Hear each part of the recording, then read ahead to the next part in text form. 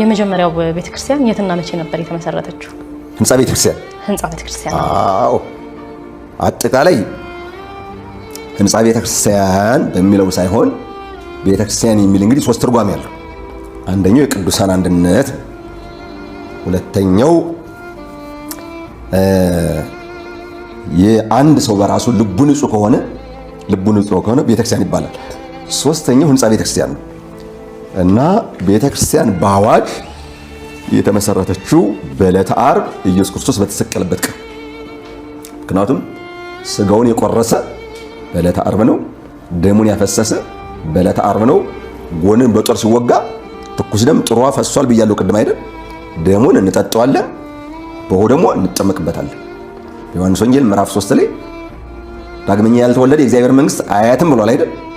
ቅዱስ ጳውሎስም ለገላትያ ሰዎች በጻፈው ምዕራፍ 3 ቁጥር 26 ጀምሮ አንተም ወሰለ ተጠመቅሙ ክርስቶስ አለበስክሙ፣ እናንተ የተጠመቃችሁ ግን ክርስቶስ ለብሳችሁት ይላል። ያልተጠመቀ ክርስቶስን አይለብስም። እሺ አሁን በክርስቶስ ደም በዕለተ ዓርብ ተመሰረተች። ህንጻ ቤተክርስቲያን ግን መስራት የተጀመረው ለመጀመሪያ ጊዜ ፊልጵስዩስ በምትባል ቦታ በአውሮፓ ውስጥ የምትገኝ ወንጌልም ለመቀበል የመጀመሪያዋ ናት ይላሉ አንዳንዶቹ። ይሄ ታሪክ ነው።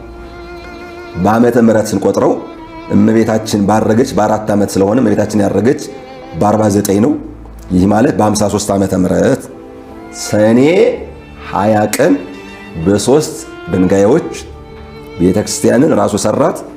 አንዷ ድንጋይ ለሙሉ ቤተ መቅደስ፣ ሁለተኛዋ ድንጋይ ለሙሉ ቅድስት፣ ሶስተኛዋ ድንጋይ ለሙሉ ማህሌት። 3 ክፍል አይደል ቤተክርስቲያን? የጥንቱ አሰራር እንደዚህ ነው።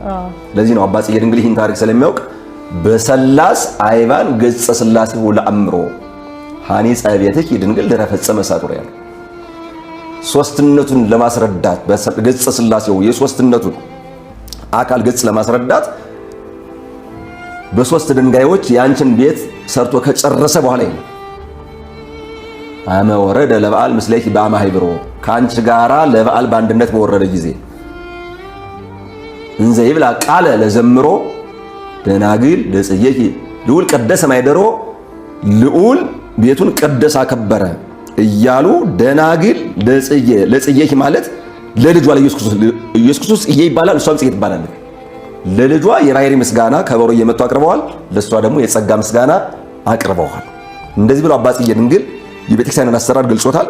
ዓመተ ምሕረቱ ግን ቅድም እንዳልኩሽ የዓመተ ምሕረት ልዩነት ቢኖር ሁሉም የሚስማማው ግን የመጀመሪያው ቤተክርስቲያን በፊልጵስዩስ እንደተሰራች በማን ስም?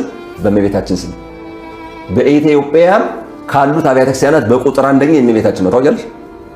ለምን ካልሽ ከዓለም ሀገሮች ህዝቧን አስራት መሬቷን ርስት አድርጎ ለድንግል ማርያም የሰጣት ኢትዮጵያ ነው። የኢትዮጵያ ህዝብ ለድንግል ማርያም በአስራትነት የተሰጠ ነው። መሬቷም የድንግል ማርያም ርስት ናት። ለዚህም ማውቀው ልንገርሽ፣ ትውልድ ቦታዬ ከዚህ ነው አልልሽም። ግን በጣም የገረመኝ በአንድ አካባቢ በአንድ ወረዳ ነው የምጠራልሽ። እናቲቱ ማርያም፣ ልጅቱ ማርያም፣ ወይብላ ማርያም፣ ደብረሲና ማርያም፣ ማገራ ማርያም፣ ደፈይ ማርያም፣ ሳርና ማርያም፣ ወዋ ማርያም፣ ቆለይ ማርያም፣ አየር ማርያም፣ ማህደረ ማርያም፣ አምባ ማርያም፣ አየር ማርያም፣ አስኩማ ጽዮን ማርያም፣ ስምና ማርያም፣ ሰይፋጥራ ማርያም፣ ቃናት ማርያም፣ አድበራ ማርያም፣ ሀጣ ማርያም፣ ድድብ ጽዮን ማርያም።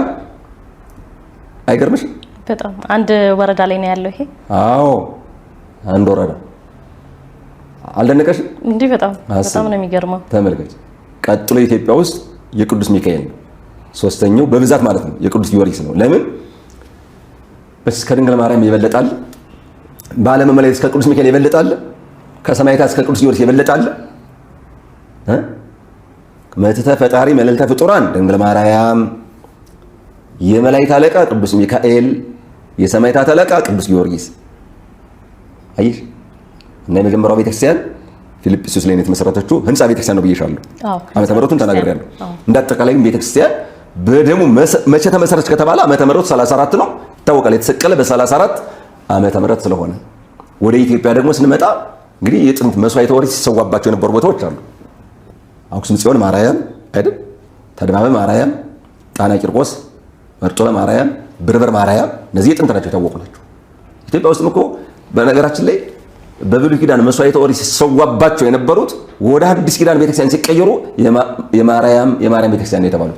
በቃ የማርያም እናቴ መብርሃንን ይገባታል። እንደዚህ ነው።